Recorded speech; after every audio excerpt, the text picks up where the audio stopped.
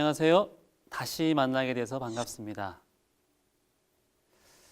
오늘 우리 사회를 사회학자들은 이렇게 진단했습니다.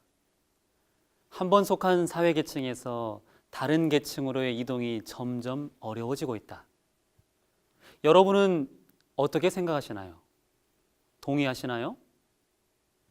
아마도 현재 20, 30대 분들은 10분 공감할 겁니다. 예전에는 분명 개천에서 용이 난다고도 했죠.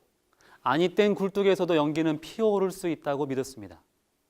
그러나 오늘 우리 사회는 더 이상 그런 생각들이 용인되지 않습니다.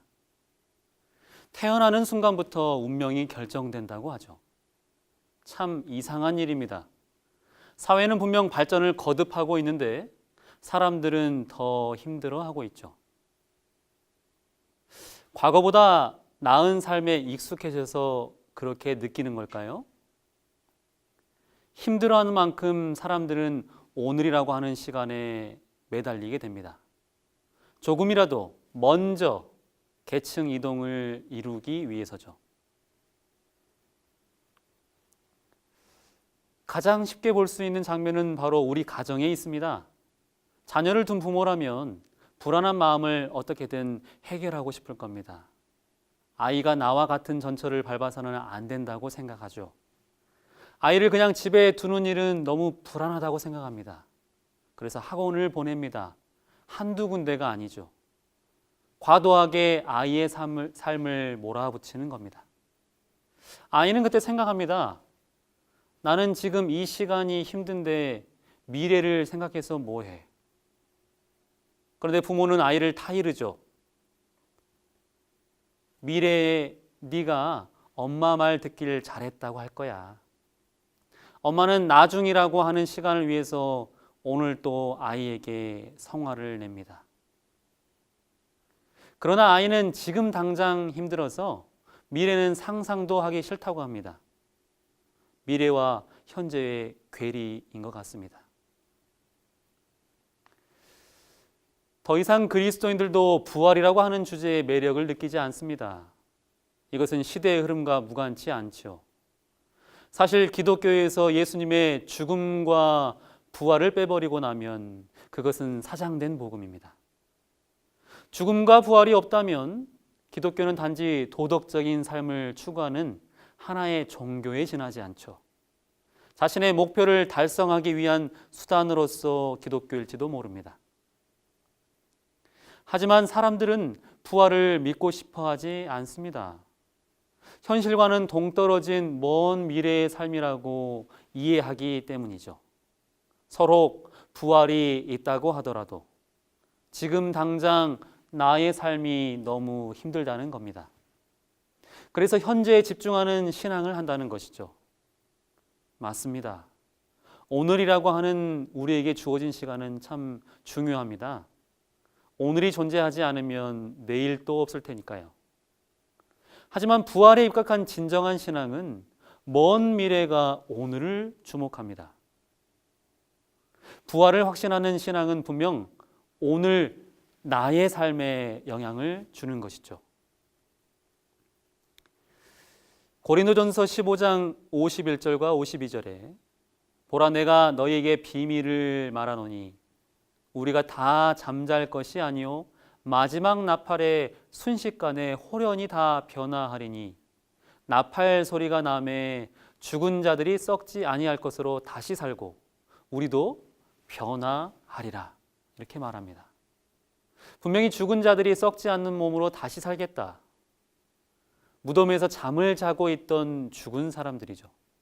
그러나 그들이 썩지 않는 몸을 회복한다는 것입니다.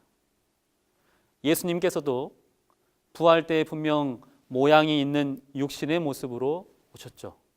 그 증거를 우리는 요한복음 20장 27절에서 찾을 수 있습니다. 예수님은 의심하는 도마를 향해 말씀하십니다. 내 손가락을 이리 내밀어 내 손을 보고 내 손을 내밀어 내 옆구리에 넣어보라. 예수님께서 육신의 모습으로 오셨다는 분명한 증거입니다.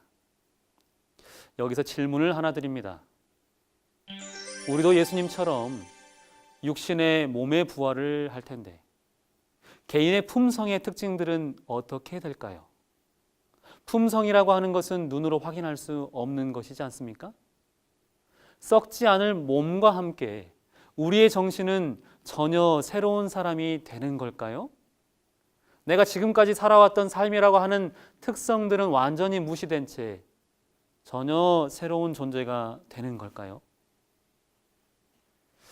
여러분은 어떻게 생각하시나요? 우리는 그 해답을 예수님의 행적에서 발견할 수 있습니다. 예수님은 십자가에 달리시기 전에 제자들을 위해 기도하셨습니다. 그들을 염려하셨고 그들을 사랑하셨죠. 그리고 부활을 약속하시고 죽음 가운데 계셨습니다. 그리고 부활하셨습니다. 그런데 부활하시고도 여전히 제자들을 찾아 나섭니다. 십자가를 경험하기 전과 후가 동일하신 것이죠. 예수님은 언제나 동일하신 분이셨던 거죠. 그분의 몸만 부활하신 것이 아니라 십자가 사건 전에 가지고 계시던 그 사상과 품성도 동일하게 부활하게 된 것입니다. 그러니까 부활을 경험하고 전혀 다른 사람이 된 것이 아니라 그분은 여전히 동일했던 분이었던 것입니다.